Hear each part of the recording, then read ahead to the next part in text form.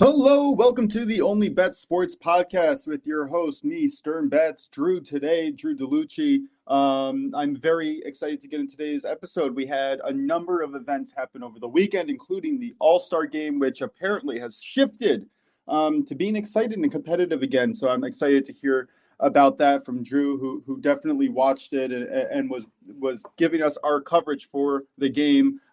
Breaking news, Tyreek Hill was just released from the Marlins from Miami Dolphins, which is, I think, a little bit shocking. They're going to be doing a complete new rebuild, I guess. That's the plan. Lots of exciting things to get to. Baseball is starting to get into the swing of things. We're starting to see how teams are shaping up. I'm excited for my Yankees, even in the most competitive division in all of baseball. But let me bring in Drew. How you doing, man? Good morning. Doing good. Firstly, Niners get on it, okay? Anyways, I did not know about Tyreek Hill, and I think he would be great in our system because we need someone to take out the top off the coverage, and that would help, especially with Ayuk being gone. But it's been great overall. It was great overall this weekend. I hit a lot. I hit my all-time high when it comes to bets, especially with live betting and stuff for college.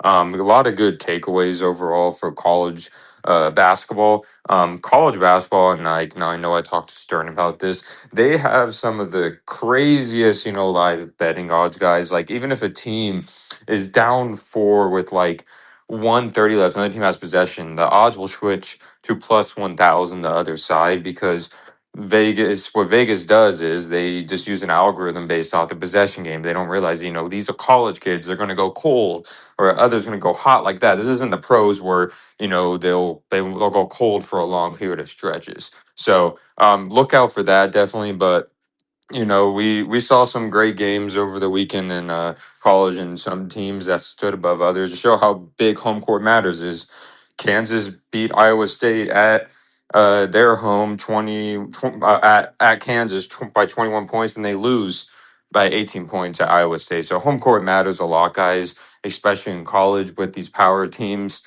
You'll learn with these top teams. You can say Kansas looks stagnant, had too many turnovers and such, but home court does matter a lot at the end of the day. And Kansas was on an 8-game streak.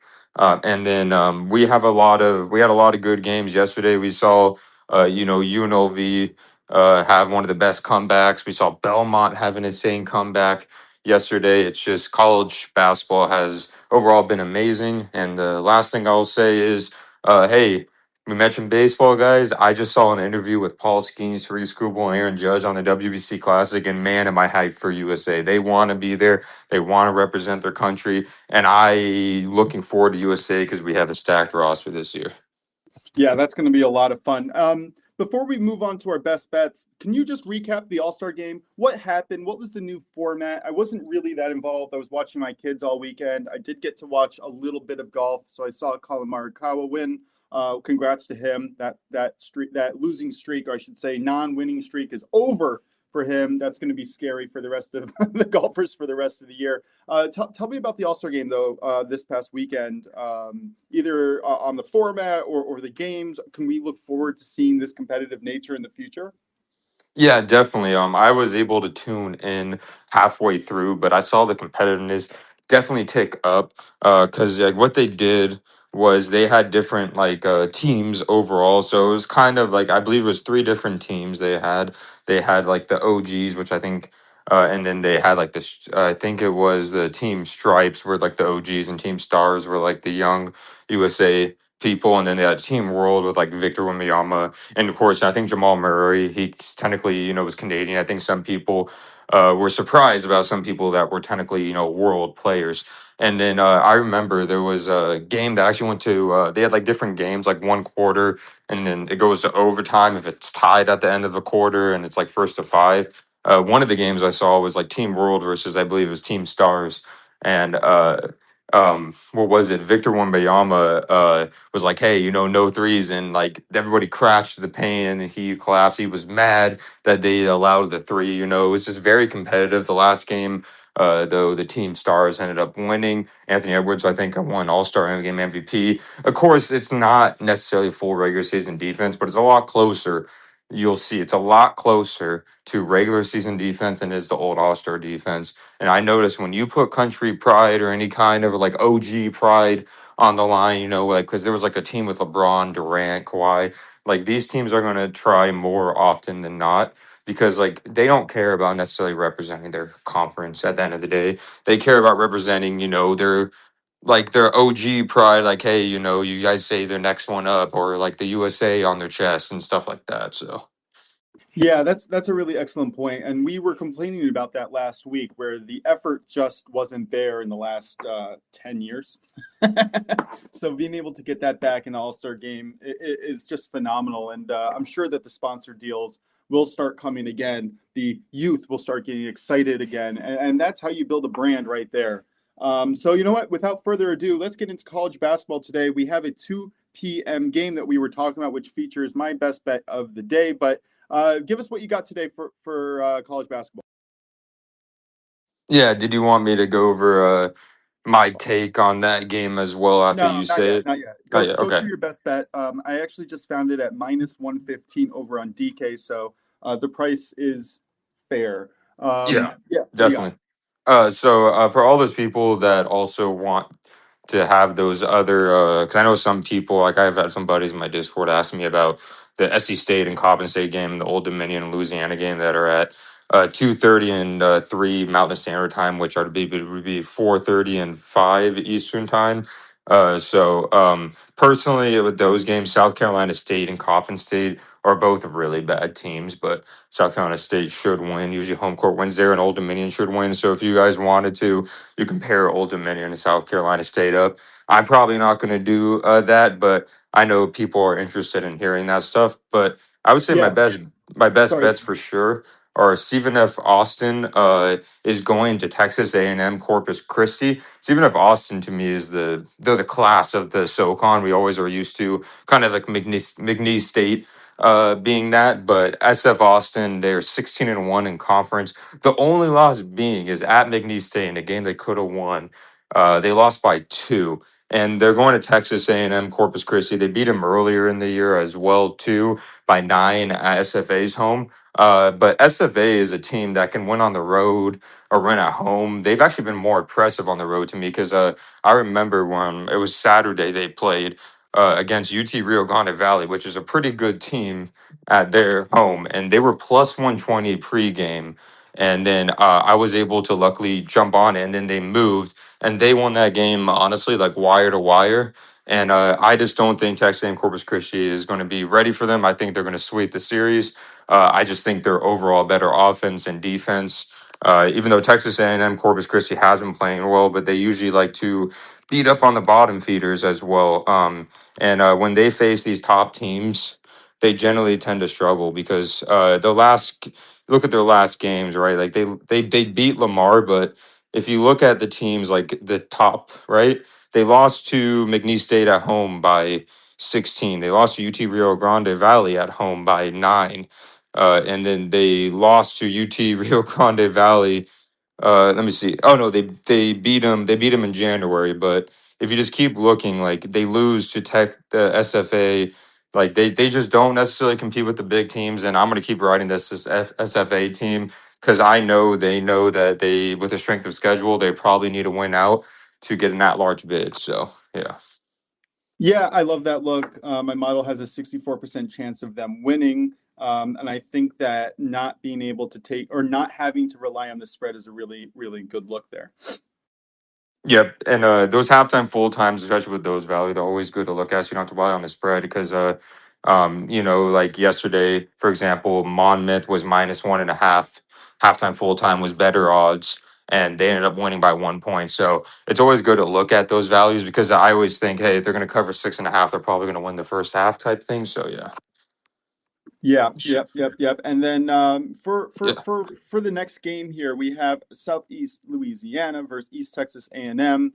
Give us your take there, and I'll get into my best bet after because my model links this one the most on the slate by far. Oh yeah, can I have two more if you don't mind, Oh two yeah, more. sorry man, go Yeah. for it. Yeah, go Oh, for you're it. good. Yeah. I would say we, of course, have Houston at Iowa State. I really like Houston here. It's right now they're plus 2.5, and it's slowly moving. I noticed to Iowa State's favor. DK and like other sports books, you guys will notice will have a boost for this game. So personally, what I would do is I would probably move Houston plus 3.5, plus 2.5 to plus 4.5, and use the boost. If you do that for DK, it will move it from minus 115. Something about Houston, right? I'm not going to guarantee, of course, they win the game, but Houston doesn't usually lose by a lot when they do lose. Usually it's like 2 or 3 points. I think the last time they lost by double digits was like 2 years ago. And they're a team that can travel on the road. They have a great defense. These two teams are pretty much even. Of course, I know people are scared because they just saw Iowa State pound on Kansas, but I think that was more of like kind of like revenge spot type thing. And I think Houston has the size to match up with Iowa State, and they can bring the pressure as well. And Houston wants to at least win one of these next few games because I believe they play Iowa State. I think it's Arizona, and then they play Kansas. So I think they're going to want to make sure they start off this trip high because honestly, they control their own destiny for the Big 12, and that's a key. And Sampson, who I think is one of the best coaches, knows that. And he's like, hey, we control our own destiny. This is like our first big road test. And I think they have the defense to suffocate this Iowa State team that relies on 3 pointers a lot. I don't see Iowa State getting as much in the paint as they want. But the key for Houston for this is not to defend without fouling because Iowa State can draw fouls and they're not a bad free throw shooting team as well. So I'm interested to see the best matchup, which is going to be Lipsy versus the freshman phenom Kingston Flemings. So yeah, Yeah, I actually just wanted to add how I attack this game here. I put a half a unit on Houston plus 6.5, minus 145. Not great, but you're right. I think that they do at least keep it close. And then I put another half a unit on the over 134.5 at minus 110 as I like essentially that. my hedge. Yep, because this could be a big because both defenses are really good, but the offense is really good, and I think this could be one of those shootout games because I know Houston doesn't usually allow a lot of points, but neither does Iowa State, and I think a dam's going to be broken this game too, where we might see a game in the 70s. You Yep, know, yep. so That's uh, yeah, essentially either Houston keeps the game low and covers the spread, or Iowa just keeps the pace high and we sail over this really kind of low total yeah. here. All right, what do you got for us? What's the Oh free yeah, play? so the last one I have, and I saw some edge in it as well. It's kind of similar to the SFA game. Actually, a team that they just beat UT Rio Grande Valley. They're facing Lamar. They're minus 6.5 right now. This is one of those where I was looking at UT Rio Grande Valley halftime full time is very similar to SFA. It's minus 130. I'm still debating this. I'm still debating this one, but I really like the value here for Rio Grande Valley. They're coming off a loss at home when they were just at on a 7-8 game win streak against SFA. And the thing about Lamar that I've noticed is they don't do necessarily well on the road. I believe Lamar for the season is they're 5-7 on the road, which isn't great. But UT Rio Grande Valley, they have a strong home court, and I generally trust them to overall win this game. And Lamar actually has been reeling. They've lost 3 in a row. Of course, SFA is never a shame. They lost to NW State and Texas A&M Corpus Christi, and now they're going to UT Rio Grande Valley, to where it's a very tough place to play.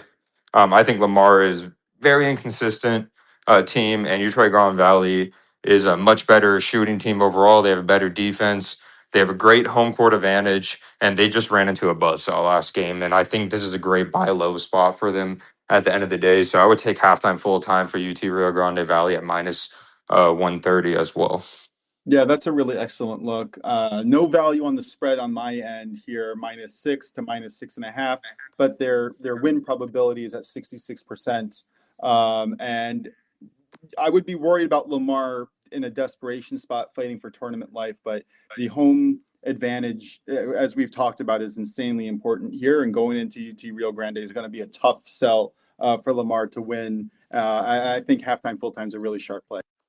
And also with YouTube Grande Valleys, I love halftime, full time, especially unless your name is SFA. I'll do it all the time. But I love it for home teams because usually they control the pace at the beginning of the game. If they're going to win this game, they're going to probably win the first half. That's kind of thing I think of. So that's where I like it too. And the -6.5, my model said it's like 1 or 2 points of value.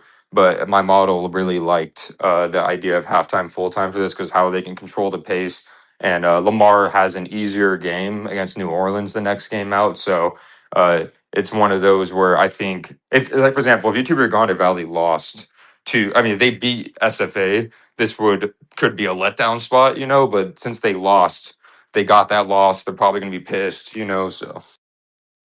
All right, so that's the official play here. Utah. Yep. Yep. All right, so I see this right now on DK. -130. I'm biting it. I'm taking it. I bet it. All right, let's go to East Texas for a 2 o'clock game. We have Louisiana visiting East Texas A&M. My model here has projected at -8 points on the spread for East Texas A&M. We talked about this last night. Wasn't 100% sure, so I didn't put it out in my premium article, but I think that we have enough data now to say that, well, I mean, let's just root for the home team, right? Oh yeah, 100%. Like yeah, I noticed when I was doing a little research and stuff like that, it wasn't necessarily like the best value on my side, but then I did more research and I realized, yeah, okay, they beat them by 1 the last time at their home. You need to factor in there's usually a 3 point advantage back and forth when it comes to home, so it's really like a 6 points when you come here. But then I looked, Sela or Slew, whatever you call them, they're 1-13 on the road. And the problem, what I like to look at is, okay, when was the last road win? Was it recent? Did they break that dam? No, their last road win was actually the very first road game of the season in December. This team has only one road win, guys. Think about that. They're 1-13 on the road, and East Texas A&M has put up some fight. In my personal opinion, I think this is more of a buy low spot for them because they saw McNeese State. Even though McNeese State is great, they lost by like 40 to McNeese State at home. But before that, they swept Northwestern State, which is a team that actually Slew lost to multiple times, I believe, and they almost beat SFA at East Texas A&M. So I just don't see a way where Slew wins this, especially when a team on the road that, like, you always want to ride that kind of trend. They obviously can't find ways to win on the road. Yeah, and I think that the home shooting advantage is absolutely massive here, and I think that we can hope that the home court advantage really helps their defense play up to par. You can find East Texas A&M on the money line at -120 right now on Caesars, and I think that's excellent value. I was going to put a half unit at -130 or more, but -120, by golly, I'm taking it. All right. Anything else in college basketball before we move on? Nothing on my side. All righty. So yeah, we have some exciting things. We actually have Olympic hockey. I had a play last night. Two plays actually. One look ahead spot. One for today. I had a 2-leg parlay under 7.5 goals in each game, -121. USA, Sweden, and Canada, Switzerland. I think that this was only available last night at MGM, although other books could have opened it up right now.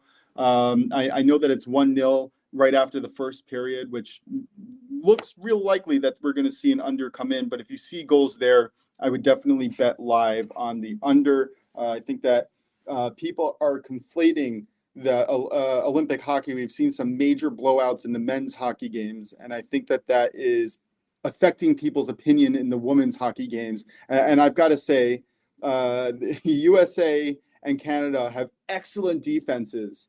And I don't think that there's a world where, even if they blow out the other team, I don't think that there's a world where they're scoring 6-7 goals, because I think that their opponents know that if they want to play and have a chance in the game, it's going to be slow, methodical games. You cannot lose the possession battle to such a point where you're hoping for 1 or 2 breaks a period. That's not going to be a recipe for success. So I like both teams trying to control the puck.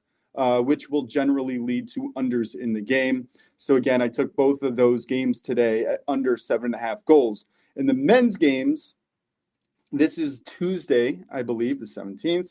I took a 3-leg, 60-minute moneyline parlay, which means at the end of regular time, whoever's winning, if it's a tie game, I lose. But I really like the value here on Germany, Switzerland, and Sweden. They're playing much inferior teams. I don't know how much of a chance anybody has here. I got this at minus 142 on MGM, which is not the value that I would have liked, but I took it with a boost for minus 119. I like it with or without the boost, and I think that you'll probably be able to find it on other books now at probably similar value. Drew, any thoughts there? No thoughts for that. Okay. And then I also had I messed up. I do have one more college basketball play that I forgot to put out. So let me go back real quickly. We talked about this yesterday. I like Duke here.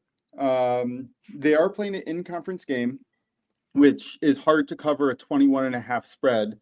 So what I did was I took Duke winning margin by 16 to 20 points. I put a quarter unit on plus 425. And then I put another quarter unit on Duke to win by 21 to 25 points, also quarter unit. So essentially, I'm betting a half a unit at around plus 210-ish for Duke to win anywhere from 16 to 25 points. That way, I avoided the spread directly.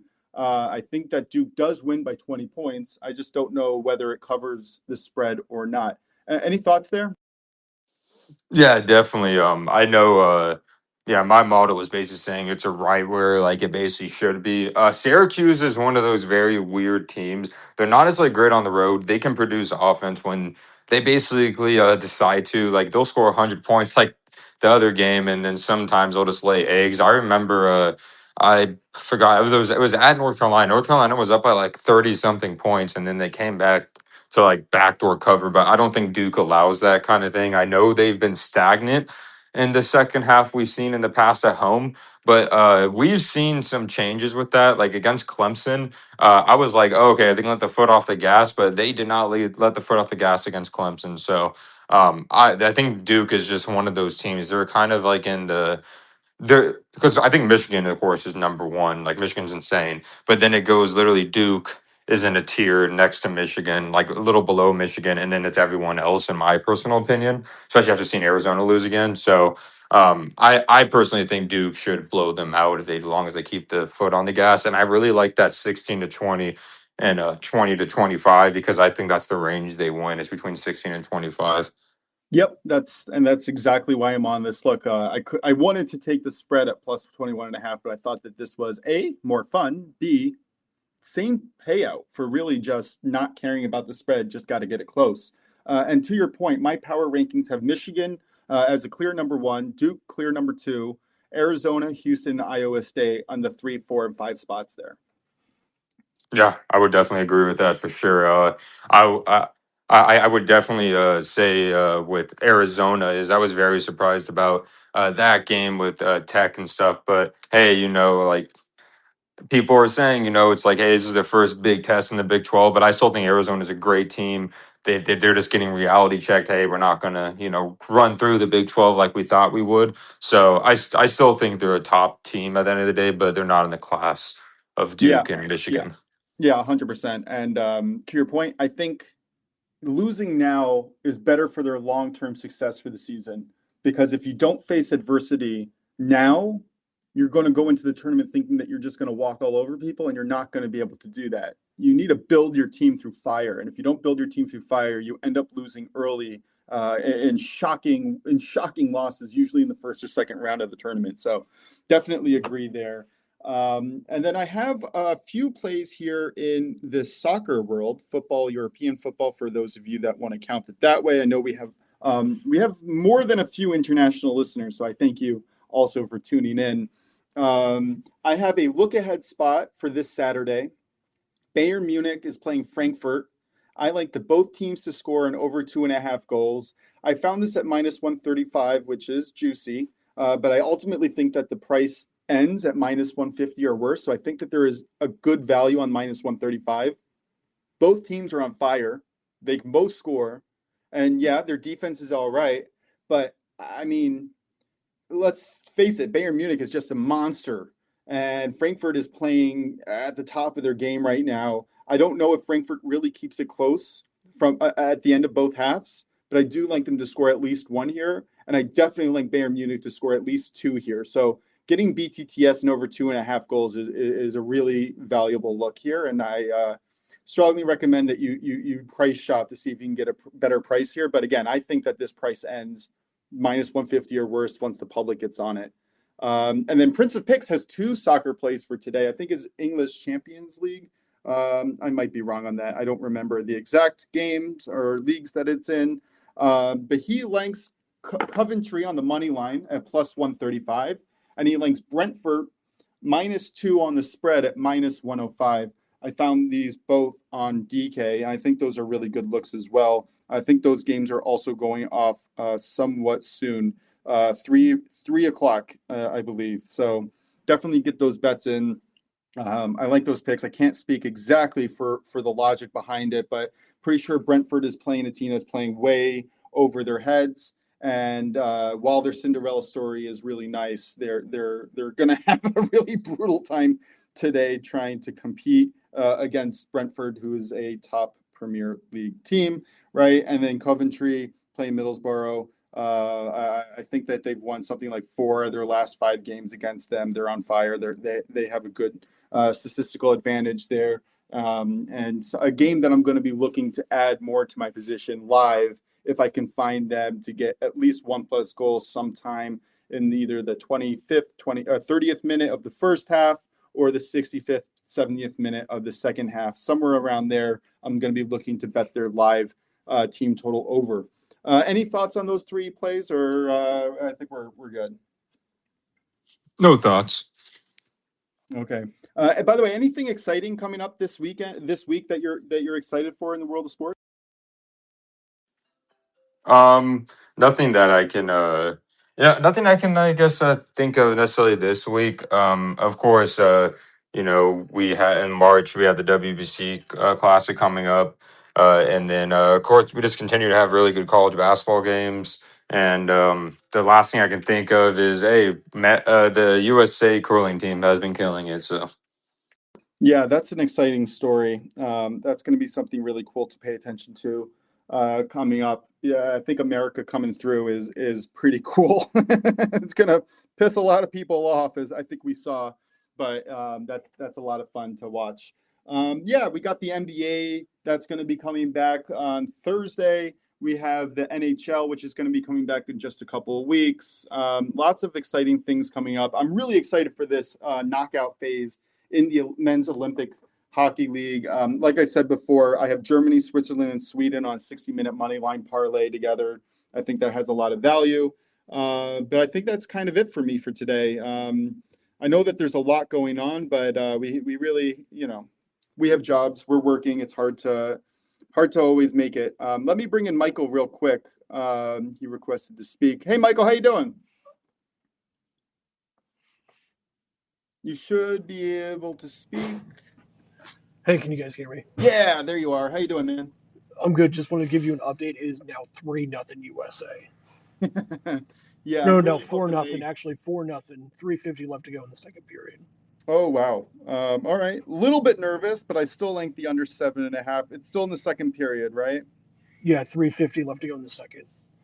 Wow, that's crazy. Yeah, the under 6.5 is minus 165. So if you wanted to take my parlay at under 7.5, parlayed with the Canada-Switzerland game under 7.5, I think that you can really find decent value there.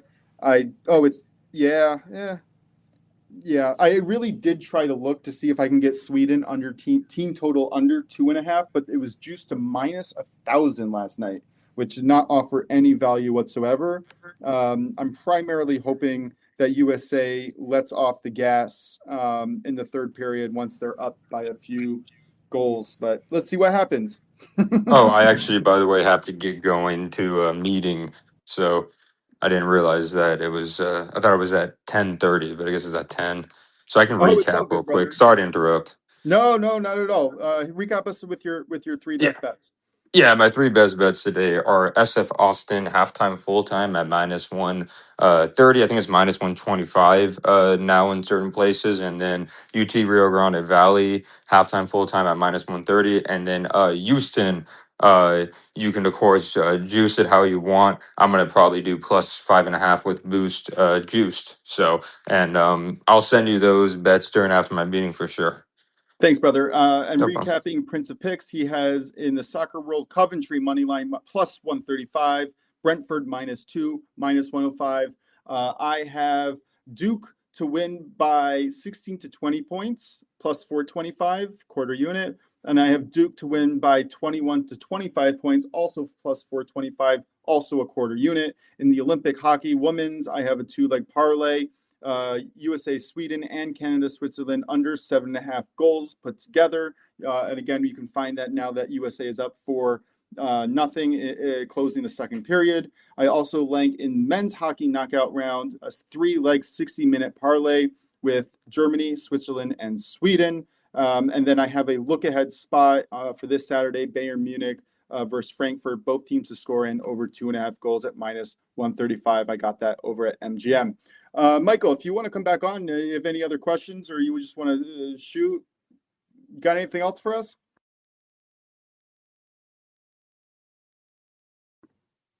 Well, all right, then for all of us at OnlyBets Sports Podcast, thank you for listening. Please give us a like and a follow. We really appreciate it. This is now our 4th week doing this. We have 1.33, so 1,333 listens in our first 4 weeks of doing this. I really appreciate all of you guys' support. Some really nice messages have come in just thanking us and saying like how they're actually listening, which is unbelievable. When we started this thing, we did not imagine our goal for the first month was 500 downloads. We crushed that by almost 3 times the amount. So again, thank you guys. I appreciate it. And we'll see you tomorrow. Have a wonderful evening.